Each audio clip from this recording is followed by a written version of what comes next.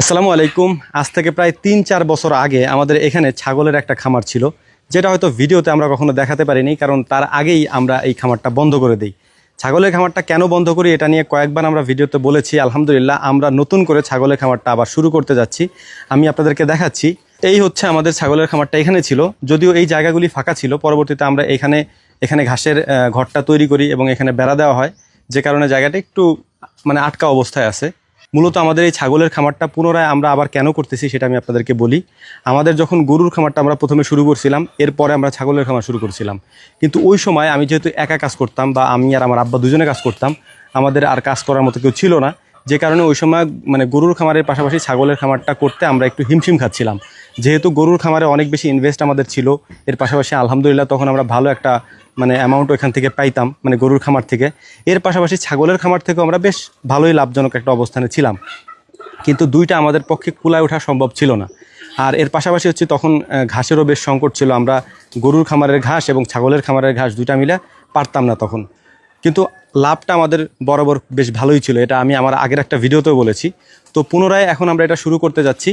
এটার কারণ হচ্ছে যে এখন আমাদের খাদ্যে তেমন কোনো সমস্যা নেই, ঘাস পর্যাপ্ত পরিমাণে আছে। 7-8 বিঘা জমিতে আমাদের ঘাস চাষ করা আছে। এর পাশাপাশি যেটা আমাদের মেন পজিটিভ দিক, সেটা হচ্ছে গরুর খামার থাকলে তাদের ছাগলের খামার থাকাটা জরুরি। এটা আমি ব্যক্তিগতভাবে মনে করি। যদি আপনার গরুর খামার থাকে তাহলে ছাগলের খামারটা থাকা জরুরি। কেন? ছাগল যেসব খাবার খায় গরু প্রায় সেমি খাবার খায়। দেখা যায় যে একটা গরুতে যে পরিমাণ গমের ভুসি খায়, ওটা দিয়ে প্রায় 7-8টা ছাগল পালা যায় আর কি। তো এই জন্যই মূলত আমাদের এখানে যেহেতু হিউজ পরিমাণে হচ্ছে যে গমের ভুসি আমরা আনি, আমাদের এই ঘরটা পুরো ভর্তি থাকে গমের ভুসিতে। আর আমাদের এখানে গরুর মোটামুটি 3টা শেড, যেহেতু পর্যাপ্ত পরিমাণে গমের ভুসি আমাদের লাগে।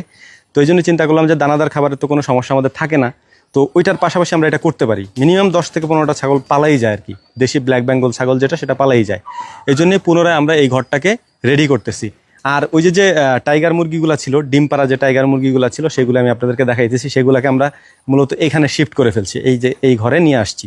মুরগিগুলাকে মূলত আমরা এখানে নিয়ে আসছি। এই মুরগিগুলাই আমাদের ওই সাইডে ছিল, ছাগলের খামারের পাশে যার একটা ঘর ছিল, ওই ঘরে আমরা রাখতাম, যে কারণে আমরা ছাগলের ঘরটা ছোট করে ফেলছিলাম আর কি। আর আলহামদুলিল্লাহ এখানে যে মুরগিগুলো আছে, মুরগিগুলো এখন ডিম দিচ্ছে, প্রপার ওয়েতে ডিম দিচ্ছে এগুলা।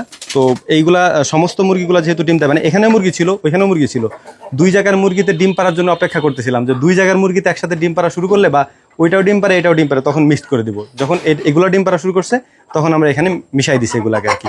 এখন অনেক হয়তো প্রশ্ন করতে পারেন যে ভাই কোন ছাগলটা আপনারা পালন করবেন। তো আমরা যখন শুরু করেছিলাম ছাগলের খামার, তখন আমরা দেশি ব্ল্যাক বেঙ্গল ছাগল যেটা আছে ওইটা দিয়েই শুরু করেছিলাম, এবং এখনও আমরা যেটা করব সেটা হচ্ছে ওই দেশি ব্ল্যাক বেঙ্গল ছাগলই আবার ইনশাল্লাহ উঠাবো। তার আগে